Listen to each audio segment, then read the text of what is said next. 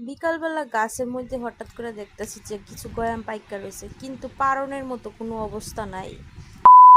Hello everyone, good evening to all. কেমন আছো সবাই? আশা করি সবাই ভালো আছো আর আমি ভালো আছি। সকাল সকাল সন্টু আয়া পড়ছে আমার কাছ থেকে আদর লইতো।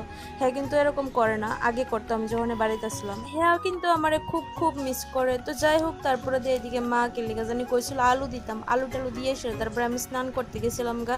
তো এদিকে স্নান টান করে আয়া পড়ছিলাম, তারপরে দিয়ে এদিকে সকালে বারটাত খেয়ে এসে এদিকে আমি দেখতেছিলাম সিআইডি। আর আমার কাছে কিন্তু নতুন সিজনের যে সিআইডি এটি ভালোই লাগে। তারপরে এটা হচ্ছে বিকালবেলা, দুপুরবেলা কোনো ক্লিপ লইছিলাম না, আমি বিকালবেলা গাছের মধ্যে দেখতেছিলাম অনেকটি গয়াম ধরে রয়েছে। তো পারমো কেমনে, পারনের কোনো বাসও নেই আর গাছে উঠবার মতো মানে সুবিধা নেই আর কি। তো যাই হোক, তারপরে দিয়ে আমি বাবুরে কইছি যে আমার একটা গয়াম পেড়া দো।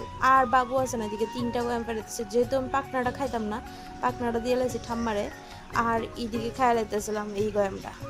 তো গয়ামটি খাইতে কিন্তু খুবই মিষ্টি, আমার কাছে খুবই ভালো লাগে। আর তোমরা কার কার কাছে গয়াম ভালো লাগে, গয়াম বা পেয়ারা? আমরা তো গয়াম কই, অনেকে পেয়ারা কয়। তারপর এদিকে সন্ধ্যার সময় ঝাড়ু দিয়ে লাইতেছিলাম ঘর, আর মা আছে না এই পাতাটি আনছে।